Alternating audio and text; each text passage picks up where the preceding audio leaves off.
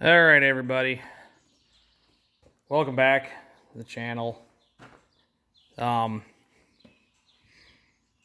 probably been a little vague about the 986 here the last few weeks.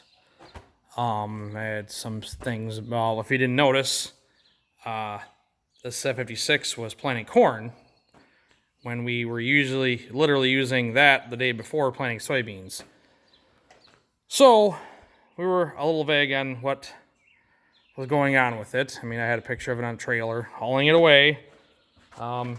Story is it had a little bit of a, I don't know if I would call it a self-inflicted bellyache. Maybe not self-inflicted because it didn't do it itself. But, well, anyway, the oil plug fell out of the drain pan while we were planting corn on it. So that was the situation we had with that.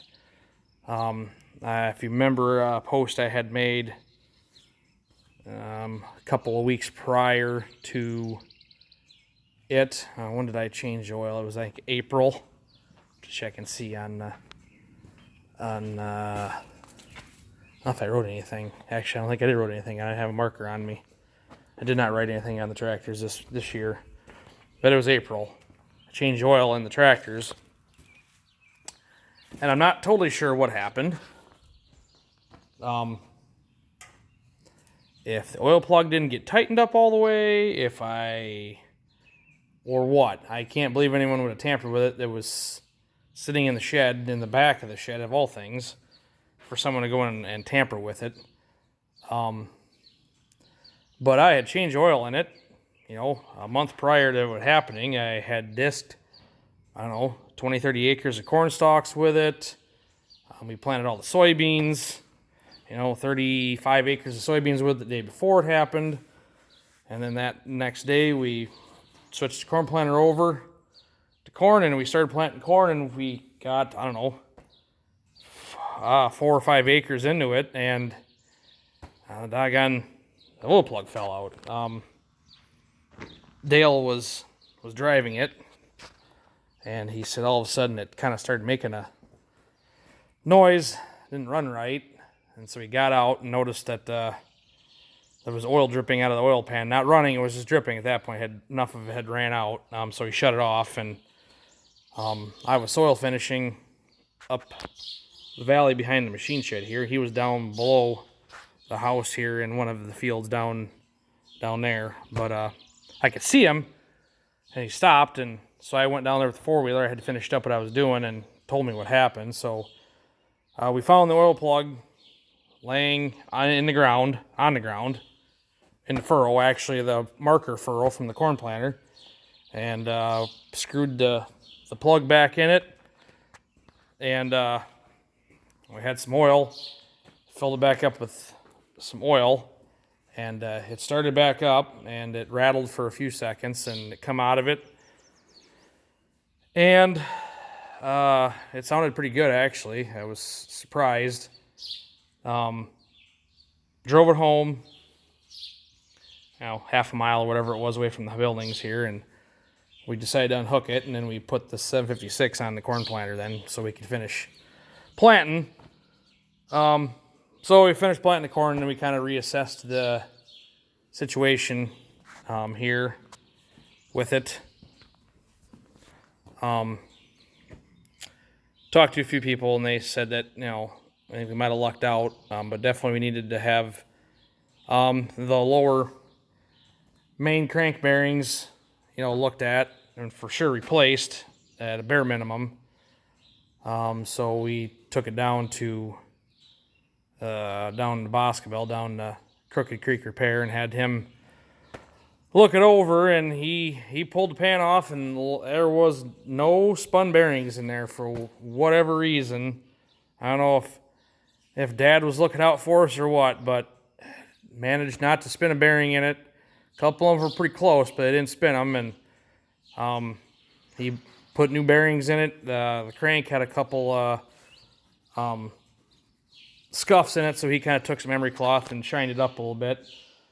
And we're gonna roll with it and see what happens. It doesn't smoke, it doesn't rattle. He actually fixed a few other things on it. If you remember, the day that I changed the oil on the tractors, I was talking about the hour meter cable on this thing does not work. Well, now it does, because he put a new end on it right there. The end was broke. And he did some tinkering on the air conditioner, tightened up the belts, recharged the system.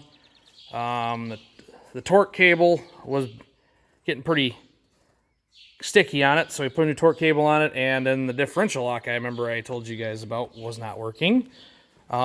He went and I told him to go ahead and figure out what that wasn't. It was just the switch, which I figured what it was. But yeah, just a little button there on the floor. Get ourselves a new differential lock. And then he went and adjusted the clutch because the clutch was out of adjustment. So it'll be nice to have it back. We're not going to use it on the round baler right away.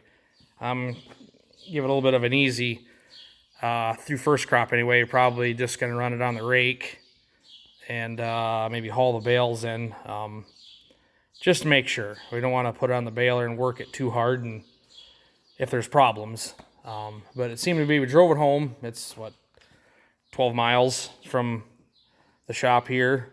Drove it home. We didn't run it wide open or anything, but brought it home, and this is where it's sitting since then. So we'll see what happens.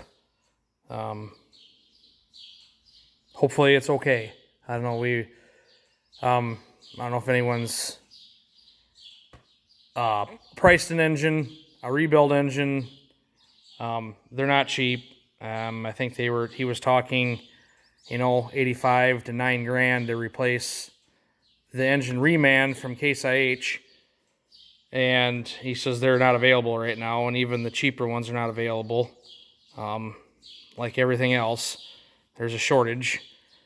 And then even to rebuild it, if we wouldn't have ruined the block, which we didn't ruin the block, but if we would not have ruined the block, but he says you would be still into that $8,500 range to rebuild it, if I could get parts to rebuild it with, because once again, good parts are hard to find right now. So the best option, he said, would have been just to buy a used engine and put a used engine in it. So hopefully we don't have to go to that route. I mean, that tractor engine and that it's a non-turboed 436, and there isn't a lot of those built.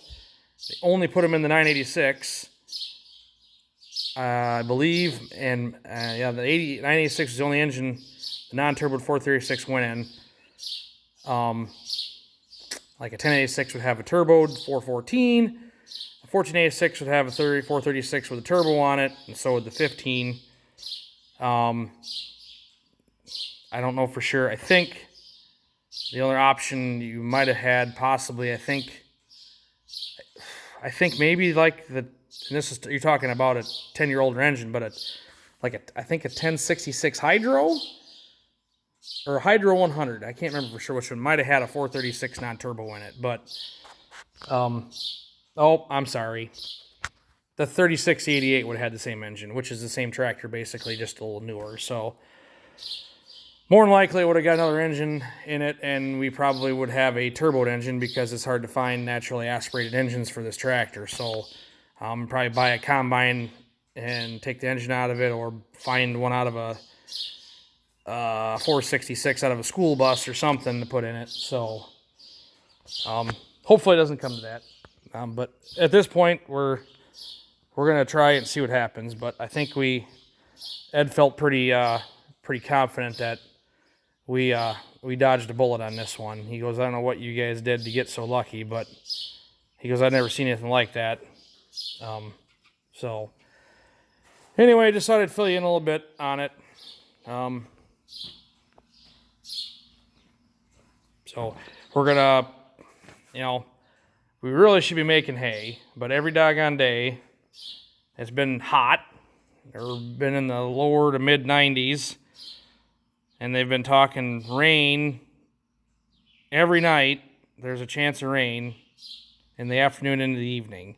It hasn't ever even clouded over yet. So tonight was a chance of rain too. And as you can see, there's absolutely, well, there's a couple of puffy clouds, but nothing. My brother took off next week at work, so I think we're going to cut hay at the end of the week, cut the rest of the hay, and then if we don't get it all baled up on the weekend, because they're still talking every day, because it's Tuesday, so tonight they were talking chances of rain, and it's usually just a spotty. I mean, if you look at the map, it's a spotty, but tonight, Wednesday, Thursday, Friday, and now they're talking Saturday, chances of rain.